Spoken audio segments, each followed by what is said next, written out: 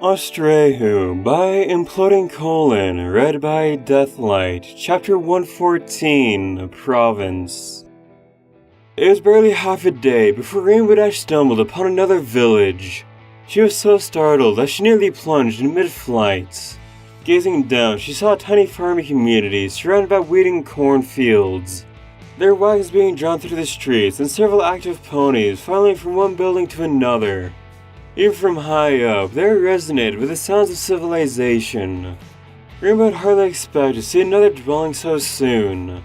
At the speed she was going, it would have taken an entire day to fly from Ponyville to the nearest village back home in Austraeoh. The quaint and simple architecture of the towns she was passing over was obviously misleading.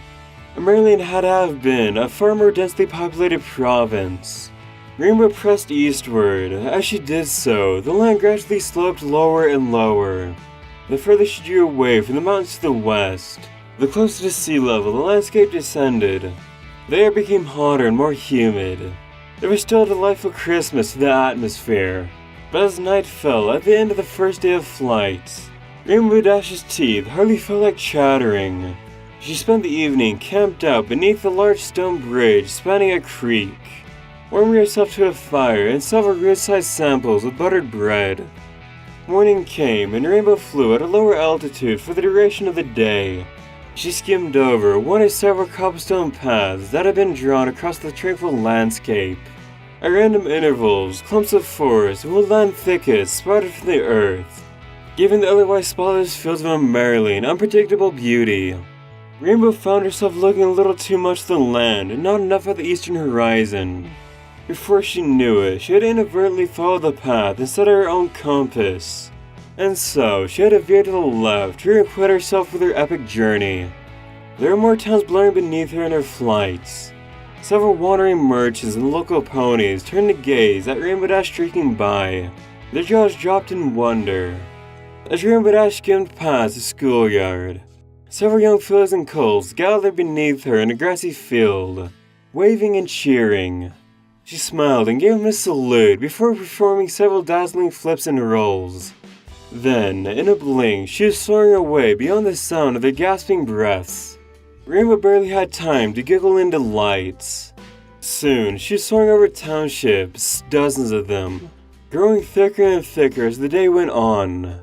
Bells of a large clock tower rang beneath her as she flew past the central courtyard of a lakeside village. Several miles further along, she darted her way past the rotating paddles of numerous windmills erected along the length of a windy river. She paused briefly as she hovered, what appeared to be a trading fair of sorts.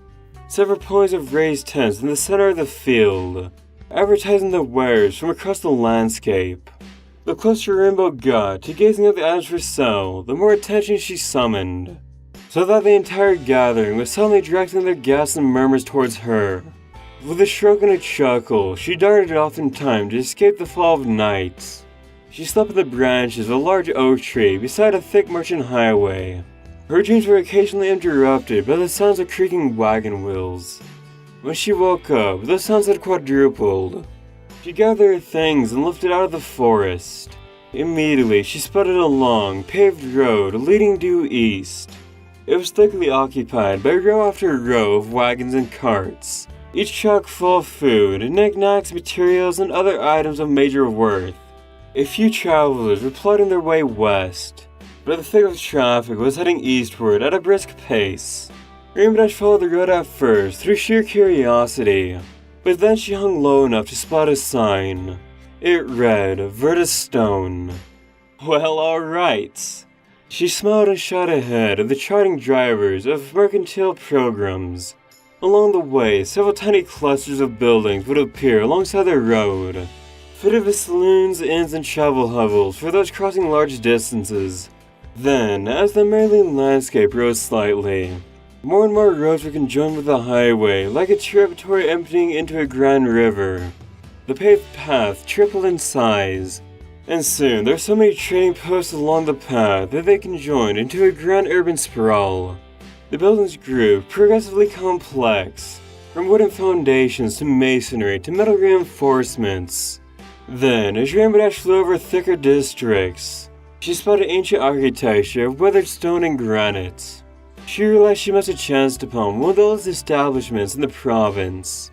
For most of the day, her eyes had been locked upon the urban sprawl below her flight.